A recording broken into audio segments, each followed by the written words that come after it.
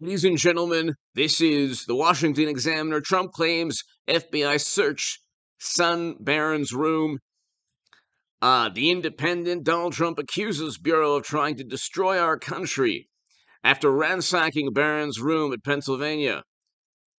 So, we have a situation, ladies and gentlemen, that and then you have like an article from Raw Story, which is typical. Trump's complaint. The Bureau searched Barron's room completely, refuted by legal expert. It's like the issue here is a former president being investigated for something that is minuscule compared to classified data, top secret and classified data being siphoned out of the United States government on secret servers. Now, I want a Hillary Trump 2024, okay? And I think we need to relive 2016. But you have Clinton with secret private servers that apparently nobody in the U.S. government knew of, that for 4 years were able to siphon and transfer classified data from secure government networks onto secret servers. Okay, the entire planet could have infiltrated or hacked those private networks and servers that even the United States government allegedly didn't know of, that even President Obama didn't know of. Here you have a difference of opinion. Essentially, it's a difference of opinion. They could still indict him on that because they could say, you shouldn't have had that classified those government records. That's a classified issue. He's president, so they'd have a very difficult time proving intent and explaining how he got the documents were illegal.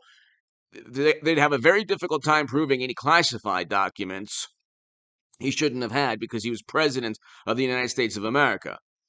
But in June, the Bureau came, visited Mar-a-Lago. He got a thank you note from one of the top agents there. They said just put a lock, an extra lock on the storage facility. They already knew what he had.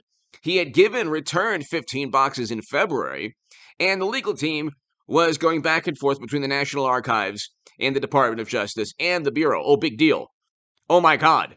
This is like Al Capone all over again, right? So you have Hunter with clear violations of the law in his emails, completely they're taking their time with that. And you have to read the Daily Mail and the New York Post to see like there's actual violations of the law within his photos also. But they're okay with that. The rule of law doesn't apply if your name is Hunter or Hillary. And again, I want a Clinton-Trump 2024. I think we need that as a country. But hit subscribe to this channel right now. They went through Barron's room. We'll talk about that. But be here tonight for the live stream, ladies and gentlemen, on John Durham being the lead prosecutor in October. The Durham Probe Special Counsel is very important. If anything, if they ever do indict Trump, it'll be purely political. If the precedent had been set already that high-level officials don't get indicted for doing infinitely worse than Trump, I mean, you have to understand, if you're doing infinitely worse, if there's somebody robbing banks and then Trump jaywalks and then he goes to Alcatraz, there's a problem there. There's a huge problem there. So hit subscribe to the Stock Market Crash channel, H.A. Goodman's other channel, and also be here tonight for the live stream. The Durham Probe Special Counsel live stream will be about 9:30 or so, but the p.m. Pacific. But the Durham Probe Special Counsel will prove, if he ever gets indicted, that they investigated Trump based on purely political objectives. It was never about national security, okay? It was never. These are the same people who are okay with 20% of U.S. uranium capacity, according to the New York Times, okay? There's so much, they muddy the waters in such a way that if you hear 20% of U.S. uranium capacity at one point, immediately somebody on the left says, no, that's not true, that's not true. Look at the fact check. The fact check refutes any claims that Clinton herself approved the sale of 20% of U.S. uranium capacity. Hundreds of billions of dollars and then eventually millions of dollars flowed through the foundation from a company that wanted the sale to go through, that was eventually purchased by, oh my God, the Kremlin. How did that work out? And so you have a situation where eventually the Kremlin owned 20% of U.S. uranium capacity. This is according to the New York Times. They think that is not that big of a deal, but Facebook ads and the DNC email showing that Trump, that Bernie Sanders was cheated in his own primary, the Democrats' primary. They don't even have a functioning primary. I mean, when you have mashed potato brains Joe with a red background, and he's saying that these forces of darkness, like what forces of evil? Like, we're in a recession now, so that's what this is all about. They're going to impeach Joe. You could easily indict Joe for those emails. You could indict Joe, definitely Hunter. Okay. Graft and bribery are clear violations of the law. A former president with boxes that he's negotiating, and the Presidential Records Act doesn't even have an enforcement mechanism. It's not a clear violation of the law. It only is if you're desperate to get this man. The reality is that they are desperate. They are as desperate to get Trump indicted as they are about covering up the crimes initially in 2016 of Clinton with those servers siphoning classified data outside the U.S., and of Hunter and Joe. Okay, Joe was meeting with Hunter's business associates in the Oval Office, and then he lied. See, here's the difference between a Trump lie and a Democratic Party, Joe Biden lie. Okay, Joe said, "Oh, I don't know. Come on, man. I don't know anything about my son's business activities. Come on, man. Now he's meeting in the West Wing, with Hunter's business associates." He lied about not knowing anything. Furthermore, it's almost certain he forced out a prosecutor because Hunter was getting money from that company that benefited from him forcing out the prosecutor. Okay? So you put two and two together, it's so obvious.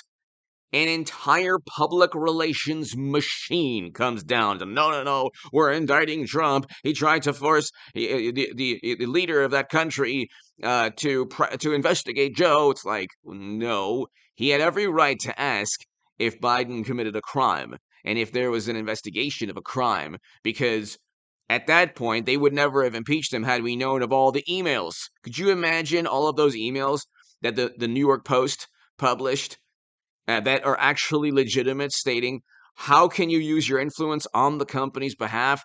Thank you for introducing me to Joe Biden. Could you imagine that? And then they impeached him for an ellipsis because they wanted to go after his political rival. These people go after Trump. They're the ones who go after their political rival with fake and phony dossiers. And they impeached him on the most absurd premise that he was trying to go after. We didn't have those emails there proving that Trump was absolutely right. There should have been an investigation. Okay? And he hadn't and he hadn't even decided to run yet, which was like, I mean, at that point he lost. He didn't even get anywhere near Iowa. And that is a whole other story. They cheated Bernie Sanders in Iowa. Okay? But that's a whole other story for the second primary in a row. But you have a situation, ladies and gentlemen, where they impeached Trump based on gossip and a hysterical attempt to prevent any discussion about Joe forcing out a prosecutor because of money and business interactions. And now we have the emails. Now we have the actual evidence. It was suppressed by Twitter. And these are the people who talk about authoritarians. I mean, they're the ones suppressing dialogue and discourse and debate and discussion. They're the ones who want to silence people. They're the ones who want to hide criminality on their side, rampant criminality. And they're the ones who obsess over Trump. We had household median incomes at record highs with Trump. So them going and poverty at a record low. If Trump's forces want to regain the country, fantastic, because we'll have a great economy and a great foreign policy, which was what we had under Trump. Okay, Biden's economic policies led to this and directly caused this inflation. Okay, because all throughout 21, it was going up, up, up, up, and people were saying, hey, Powell and others within Biden's administration, oh, inflation's not that big of a deal. It's just temporary. Well, now it's runaway. Now that, what did they say? They want a growth recession. Okay, so they're all over the place. And if you vote Democrat in the midterms, you're voting for recession. I mean, you are making the choice. You dislike Trump more than you like a good economy. That's basically what the choice is. If you vote Democrat in the midterms. But they rifled through. I mean, there's no reason why other than just to insult Trump. It really is just to show that Trump is meaningless to them. Rifle through. They're going through Melania's and Barron's rooms. I mean, they want to tell the world that this man wasn't really president. And it's not working at all. Give me your thoughts below. Hit subscribe right now. Thank you. Be here tonight for the live stream about 9:30 or so. Thank you.